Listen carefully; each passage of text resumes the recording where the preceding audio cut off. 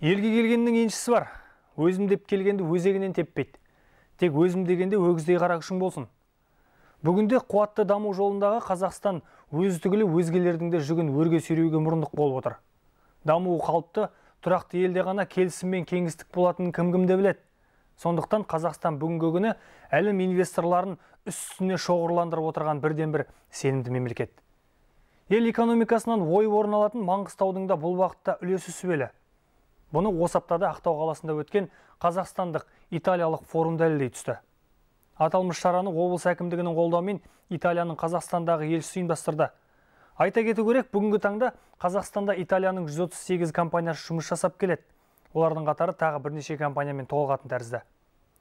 Ақтау теңіз порты арнайы экономикалық аймағын аралаған Италияның 40-тан астам бизнес өкілдерінің қызығушылығы осыған дәлел. Маңғыстау бөлшісін тартымды өңір деді олар. Италияның бизнес өкілдерін бұл аймақта қызықтырып отырған не? Оларға қандай мүмкіндіктер берілмек? Одан бізге келер не? Форумға қатысқан тілшімізге кезек берейік.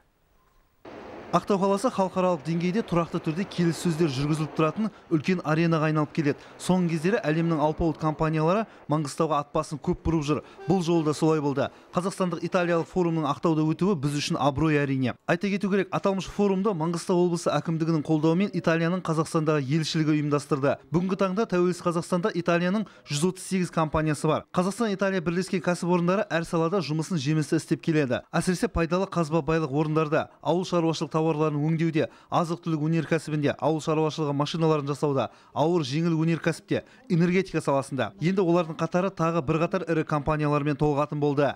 Біздің жаңағы қазіргі индустриялық программамыз бойынша бәр саланың жаңағы қалай дамиты жөнінде біз оларға презентация жасап көрсеттік. Енді олар осы жаңағы свободный экономический зонаға өзінің предприятияларын әкеп, жаңағы Siemens деген компания жаңағы сол проектлерге қатысып осы жерде жұмыс жүргізеді. Қазақстан мен Италия арасындағы дипломатиялық байланыс 1992 жылы басталды. Италия Еуропа елдерінде Қазақстанның егемендігін алғашқы болып мойындаған мемлекет. Ақтау теңіз порты арнайы экономикалық аймағын аралаған Италияның 40-тан астам бизнес өкілдері көп ұзамай өздерінің жұмысын бастамақ ниетте. Форумда алғашқы болып сөз алған Италияның Қазақстандағы төтенше және өкілетті елшісі Бруно Антонио Паскуино екі жақтың бизнес өкілдері кездесіп отырған басқосу орынды ұйымдастырылғанын атап өтті. Енді бірлескен жобалар өз жемісін беретініне сенім мол деді елші. Естеріңізде болса, өткен жылы қарашада Қазақстан Республикасының президенті Нұрсұлтан Назарбаев Италияға 3 күндік жұмыс сапарымен барған болатын. Келіссөздер аясында бірқатар маңызды құжаттарға қол қойылды. Сауда-саттық арасындағы қарым-қатынас жаңа белеске көтерілді. Италия Қазақстанның әлемдік аренадағы ең жақын әріптесі болып табылады. Бүгінгі форум жаңа мүмкіндіктерге жол ашатыны сөзсіз. Форум жұмысына еліміздің индустрия және технологиялар вице-министрі Берік Қамалиев, облыс әкімінің орынбасары Асқар Нұрғалиев, Италияның экономикалық даму министрлігі, Ішкі сауда институты, Италиялық Қазақстандық сауда палатасының өкілдері, Италия мен Маңғыстау облысының бизнес қауымдастығы қатысты. Италия делегациясына экономикалық даму вице-министрі Адольфо Урсо жетекшілік етті. Оның айтуынша, Қазақ-Италия кәсіпкерлерінің кездесуі жаңа жобаларды жүзеге асыруға мүмкіндік береді. Бүгінгі келіссөздер Қазақстан мен Италия үшін өте маңызды деп санаймын. Екі жақты қарым-қатынастың жаңа белестерге шығатынында сөзсіз. Италияндық кәсіпкерлерге Маңғыстау облысы өте тартымды, бизнес үшін барлық жағдай жасалған, арнайы экономикалық аймағында болып көзіміз көрді. Бүгінгі кездесу жоғары деңгейде өтті деп айтуға болады.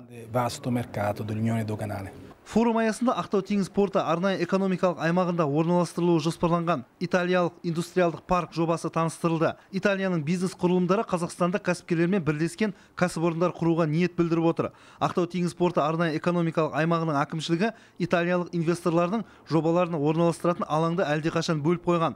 Тек іске кірісетін уақыт қалып тұр. Сауда-саттық экономика саласында Италия мен Қазақстан арасында ынтымақтастық белсенді дамып келеді.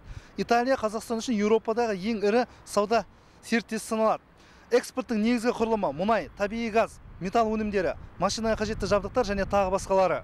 Енді Италияның бизнес өкілдері Маңғыстау кәсіпкерлерімен бірлесе отырып, ірі жобаларды қолға алатын болады. Екі ел арасында білім саласындағы ынтымақтастық жақсы дамыған. Болашақ бағдарламасы шеңберінде Италияның жоғары оқу орындарында Қазақстан студенттері білім алуда. Яғни шет тілінде еркін сөйлей білсеңіз, Италияның маңдайалды компанияларына жұмысқа орналасу қиын емес. Бұл мыңнан тұлпар жүзден жүйрік шыққан студенттерге жақсы мүмкіндік. Конечно же, тот опыт, которым обладают итальянские компании, Маңғыстауда бизнесін бастағысы келетін кәсіпорындар қатары көбейіп келеді. Ал италиялық компаниялардың әлемдік деңгейде тәжірибелері мол екендігін ескерсек, трансұлттық мекемелер мамандардың біліміне баса назар аударады. Сондықтан біздерге жоғары білімді студенттерді дайындау қажет. Біздің өңірге шетелден ірі компаниялар келсе, жастарға жұмыс орындары ашылатыны белгілі.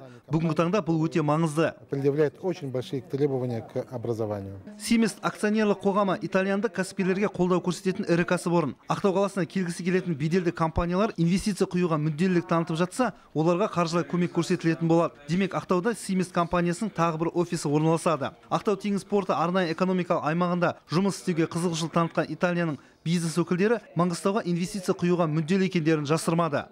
Қазақстан Республикасы индустрия және технологиялар вице-министрі Берік Қамалиевтің айтуынша, Италияның Қазақстанға қойған инвестиция көлемі 4 миллиард ақш долларын құрайды. Сондай-ақ, Италия елімізге инвестиция тартуда әлемде үлкен бестікке кіреді. Қазақстан президентінің тапсырмасына орай биыл индустриалдық инновацияны дамыту, жеделдету бойынша мемлекеттік бағдарлама қабылданды. Соған сәйкес шетелдік мамандар Маңғыстауда жүзеге асып жатқан ірі жобалармен танысты. Бұл жерде негізгі жаңағы барлығымыз білеміз, мұнай жаңағы өндірісі бойынша, сосын оның негізгі мақсаты олар, бірақ соның жанындағы сервистік компаниялар, сосын жаңағы тасымалдау, ауыл шаруашылығы, жаңағы туризм, басқа да жаңа салаларда олар жұмыс жасамақ. Форум аясында Италия үкіметі мен Маңғыстау облысы әкімдігі арасында өзара түсіністік пен әріптестік жөніндегі Ақтау теңіз порты арнайы экономикалық аймағы мен италиялық Siemens және Bonatti Қазақстан компаниялары арасындағы үш жақты меморандумға қол қойылды. Сонымен қатар, италиялық және қазақстандық компаниялар арасында екі жақты кездесулер ұйымдастырылды. Онда Маңғыстаудың және Италияның кәсіпкерлері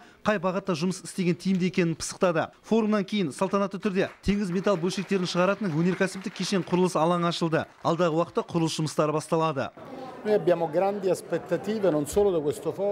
Біз бастаған делегация Италиядан 40-тан астам кәсіпкерлерді ала келді. Мақсатымыз Ақтау қаласының әлеуетімен танысу болды. Ақтау теңіз порты арнайы экономикалық аймағын араладық. Көңілімізден шықты.